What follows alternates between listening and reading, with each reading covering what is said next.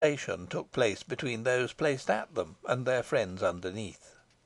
From all this some idea will be formed of the tremendous din that prevailed; but though with much confusion, there was no positive disorder, still less brawling, for yeomen of the guard being stationed at various points, perfect order was maintained. Several minstrels, mummers, and merrymakers, in various fantastic habits, swelled the throng, enlivening it with their strains or feats, and among other privileged characters admitted was a Tom o' Bedlam, a half crazed licensed beggar, in a singular and picturesque garb, with a plate of tin engraved with his name attached to his left arm, and a great ox's horn, which he was continually blowing, suspended by leathern baldric from his neck. Scarcely had Nicholas joined his companion than word was given that the King was about to attend morning prayers in the domestic chapel. Upon this, an immediate rush was made in that direction by the crowd, but the greater part were kept back by the guard, who crossed their halberds to prevent their ingress, and a few only were allowed to enter the antechamber leading to the chapel, among whom were the squire and his companions. Here they were detained within till service was over, and as prayers were read by the Bishop of Chester, and the whole court was present, this was a great disappointment to them.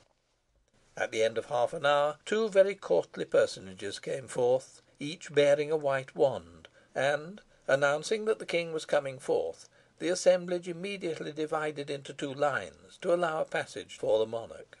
Nicholas Assheton informed Richard in a whisper that the foremost and stateliest of the two gentlemen was Lord Stanhope of Harrington, the Vice Chamberlain, and the other, a handsome young man of slight figure and somewhat libertine expression of countenance, was the renowned Sir John Finett, Master of the Ceremonies. Notwithstanding his licentiousness, however, which was the vice of the age and the stain of the court, Sir John was a man of wit and address, and perfectly conversant with the duties of his office, of which he has left satisfactory evidence in an amusing tractate, Finetti Philoxenis. Some little time elapsed before the King made his appearance, during which the curiosity of such as had not seen him, as was the case with Richard, was greatly excited. The young man wondered whether the pedantic monarch, whose character perplexed the shrewdest, would answer his preconceived notions, and whether it would turn out that his portraits were like him. While these thoughts were passing through his mind, a shuffling noise was heard without, and King James appeared at the doorway. He paused there for a moment to place his plumed and jewelled cap upon his head, and to speak a word with Sir John Finett, and during this Richard had an opportunity of observing him. The portraits were like, but the artists had flattered him, though not much. There was a great shrewdness of look, but there was also a vacant expression, which seemed to contradict the idea of profound wisdom generally ascribed to him. When in perfect repose, which they were not for more than a minute, the features were thoughtful, benevolent, and pleasing, and Richard began to think him quite handsome, when another change was wrought by some remark of Sir John Finett. As the Master of Ceremonies told his tale, the King's fine dark eyes blazed with an unpleasant light, and he laughed so loudly and indecorously at the close of this narrative, with his great tongue hanging out of his mouth and tears running down his cheeks, that the young man was quite sickened. The King's face was thin and long, the cheeks shaven, but the lips clothed with moustaches, and a scanty beard covered his chin. The hair was brushed away from the face, and the cap placed at the back of the head, so as to exhibit a high bald forehead, of which he was prodigiously vain. James was fully equipped for the chase, and wore a green silk doublet, quilted, as all his garments were, so as to be dagger proof. Enormous trunk hose, likewise thickly stuffed, and buff boots, fitting closely to the leg, and turned slightly over at the knee, with the edges fringed with gold. This was almost the only appearance of finery about the dress, except a row of gold buttons down the jerkin. Attached to his girdle he wore a large pouch, with the mouth drawn together by silken cords, and a small silver bugle was suspended from his neck by a baldric of green silk. Stiffly starched bands, edged with lace, and slightly turned down on either side of the face, completed his attire.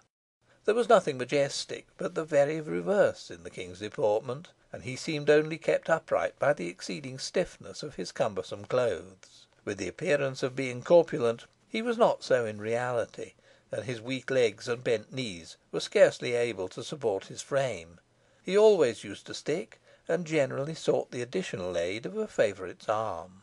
In this instance, the person selected was Sir Gilbert Hoghton, the eldest son of Sir Richard, and subsequent owner of Hoghton Tower.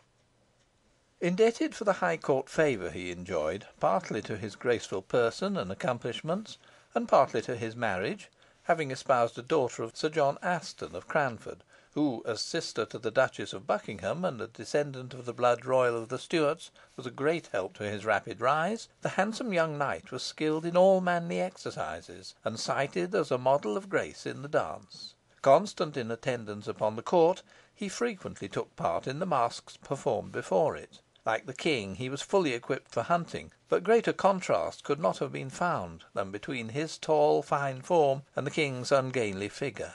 Sir Gilbert had remained behind with the rest of the courtiers in the chapel, but, calling him, James seized his arm, and set forward at his usual shambling pace.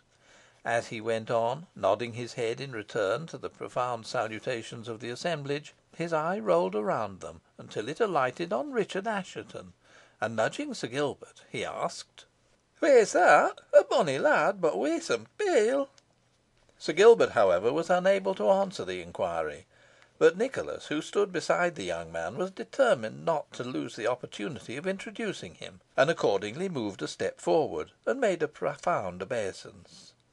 "This youth, may it please your Majesty," he said, "is my cousin, Richard Assheton, son and heir of Sir Richard Assheton of Middleton, one of your Majesty's most loyal and devoted servants, and who, I trust, will have the honour of being presented to you in the course of the day."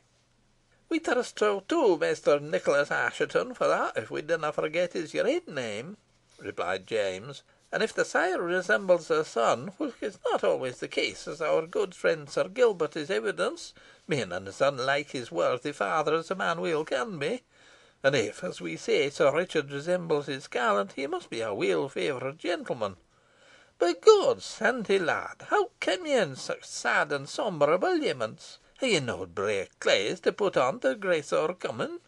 Black isna the fashion at our court, as Sir Gilbert will tell ye, and though a suit of sables may become ye, it is no pleasing in our sight. Let us see you in gayer apparel at dinner." Richard, who was considerably embarrassed by the royal address, merely bowed, and Nicholas again took upon himself to answer for him.